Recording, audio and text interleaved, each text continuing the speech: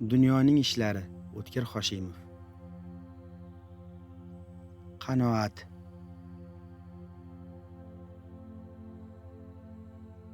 Otamning jahli yomon edi.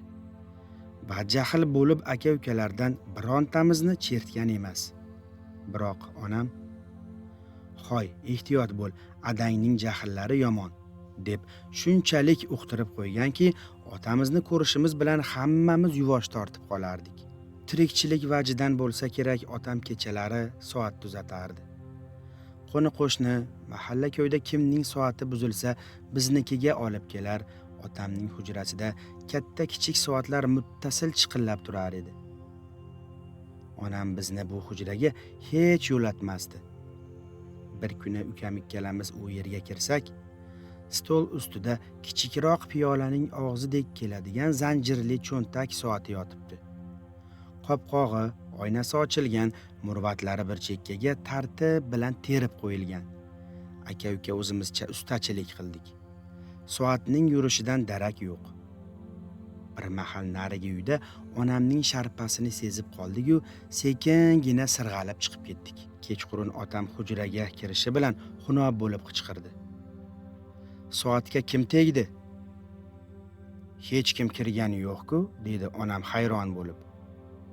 "Hammasini sochib tashlabdi-ku", otam jahl bilan chiqib keldi. Qo'lida biz tuzatgan soat. "Mili yo'q, egasiga nima deyman?" Ukam ikkalamiz churq etmay mo'ltirab o'tiribmiz. Yaxshi hamki akalarimiz ko'chada, bo'lmasa hamma ayb o'shalarga tushishi aniq. Ko'p o'tmay ovqat keldi. Ukamga yog'och qoshiq, menga temir qoshiq tegdi. Ikkalamiz qochiq talashib qoldik. Ukam u yoqqa tortadi, men bu yoqqa. Ikki orada kosa dumalab dasturxonga sho'rva to'kildi. Boyagi xunobgarchilik ustiga bunisi ham qo'shildi-yu, biz bir yoqda qolib, otam onamni tushirib qoldi. Aka-uka pildir-pis bo'lib in-inimizga kirib ketdik. Onam sho'rlikning qovog'i ko'karib chiqdi. Achindik, ammo nachora. Ertalab tursam otam ishga ketgan. Hovli tomondan ayol kishining shang'illagani eshitilyapti. Ovozidan tanidim. Qo'shnimiz Mo'min akaning xotini. Mo'min aka ketmonchi, o'zi ham mo'mingina odam. Xotini boshqacharoq. Katta-yu kichik hamma uni kelinoyi deb chaqiradi. Kelinoyining qiziq bir odati bor, ichida gap yotmaydi. Uyida qaysi sholchaga xokandozdan cho'q tushib qancha joyi kuygani, qaysi o'g'li sholg'omni yomon ko'rishi, qaysi qizining sochiga sirka oralagani, hammasini bir pasda mahallaga yoyib chiqadi. "Ketaman", dedi u ovozini baralla qo'yib. U qo'ymasa mana men qo'ydim. Ketaman, ketgandayam uyini vayron qilib ketaman. Tushundim. Bundan chiqdi kelinoyi eri bilan urushgan. Uyida sal janjal chiqsa albatta oyisinikiga ketadigan bo'lib qoladi.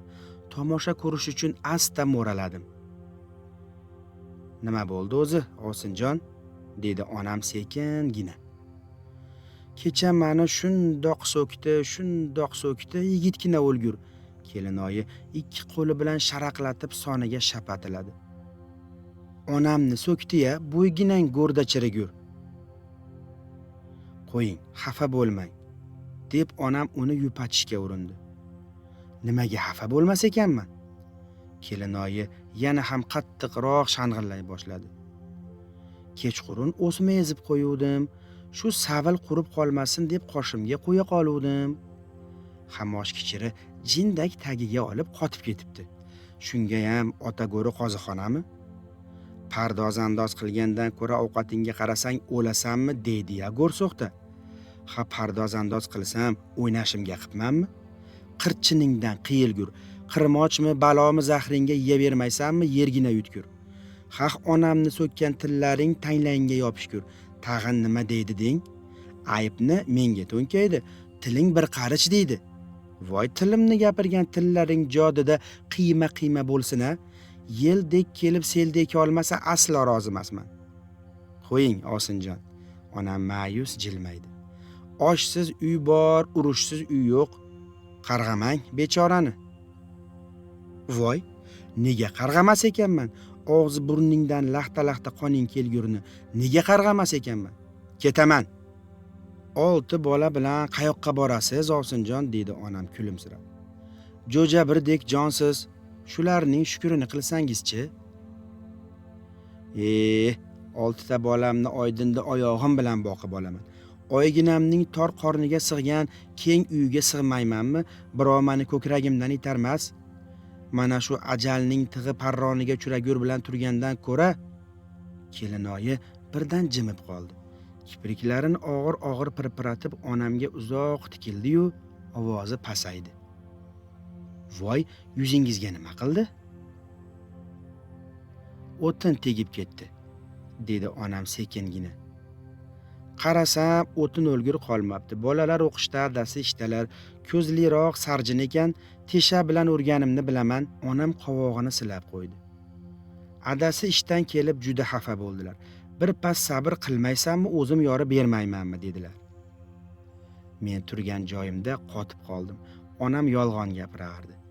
Yolg'on gapirardi-yu, negadir bu menga juda yoqar edi. Ana, kelinoyi tag'in shang'illadi. Sizning yeringiz o'tiningizgacha yorib beradi. Meniki bo'lsa bir paqir suv olib kelmaydi, qo'lginang sinib akashak bo'lgur. Uyim joyim deb bo'ynini egmaydi, bo'yniginang kesilgur eshak. Xudoyo bo'yniginang Hazrati Alining qilichida kesilmasa, u dunyo bu dunyo rozi emasman-a. Ortiq qarab tura olmadim, negadir yig'lagim keldi. Hozir ham eri sal qovog'ini solsa Melisa bilan qo'rqitib 15 sutkani pesh qiladigan ba'zi xotinlarni ko'rsam, onamning qanoatini, kelinoyining qarg'ishlarini eslayman.